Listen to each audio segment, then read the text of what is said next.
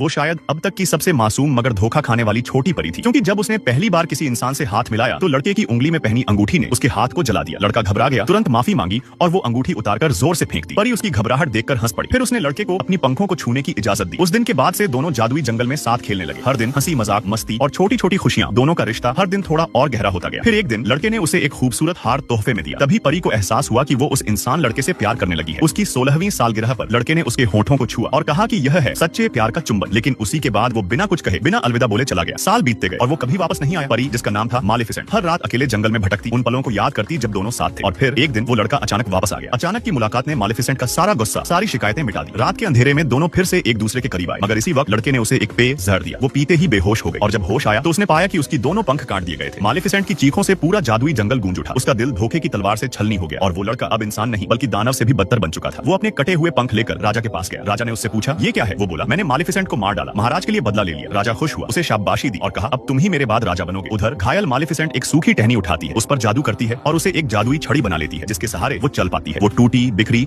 और अंदर से मर चुकी थी। उसे नहीं पता था कि उसके प्रेमी ने ऐसा क्यों किया। वो खुद में सिमट गई, अकेली और टूट चुकी। एक दिन उसने देखा कि एक शिकारी एक कौवे को पकड़ने वाला था। मालेफिसेंट ने जादू किया और उस कौवे को इंसान में बदल दिया। शिकारी डर के मारे भाग गया। कौवा उसका शुक्रगुजार हुआ और बोला, मैं आपकी सेवा में रहना चाहता हूँ। उसने उसे अपना संदेशवाहक बना लिया। वो उड़कर महल पहुंचा, जहाँ उसने देखा कि वही धोखेबाज लड़का अब राजा बन चुका है। ये सुनकर मालेफिसेंट का खून खौल उठा। उसका प्यार, उसकी जवानी, उसके पंख सब एक सिंहासन के लिए कुर्बान कर दिए गए थे। उसने कसम खाई, अब वो कभी प्यार नहीं करेगी और इस धोखे का बदला जरूर लेगी। उस दिन से वो अंधेरे की रानी बन गई। उसका जादू जंगल को काले साए में ढक गया। जो उसके रास्ते में आया मिट गया। कुछ साल बाद राजा की एक बेटी हुई। कौवे ने मालेफिसेंट को ये खबर दी और बताया कि राजा उस बच्ची के लिए भव्य उत्सव रखने वाला है। मालेफिसेंट मुस्कुराई, अब वक्त आ गया था बदले का। उत्सव के दिन 3 छोटी परियां आई। एक ने राजकुमारी को दिया खूबसूरती का वरदान, दूसरी ने दिया सुख शांति का वरदान। जैसे ही तीसरी परी अपना वरदान देने वाली थी, अचानक आंधी चली, मोमबत्तियां बुझ गईं, लोग डर गए और उसी अंधेरे में मालेफिसेंट का साया महल में दाखिल हुआ। सब डर गए पर वो मुस्कुराई और बोली, मैं भी तोहफा देने आई हूँ। राजा ने उसे रोकने की कोशिश की पर वो रुकी नहीं। उसने राजकुमारी की तरफ देखा और बोली, तेरी 16वीं सालगिरह पर तू एक चरखे की सुई में उंगली चुभा लेगी और हमेशा की नींद में सो जाएगी। राजा चीखा, रुको, पर तब तक शाप लग चुका था।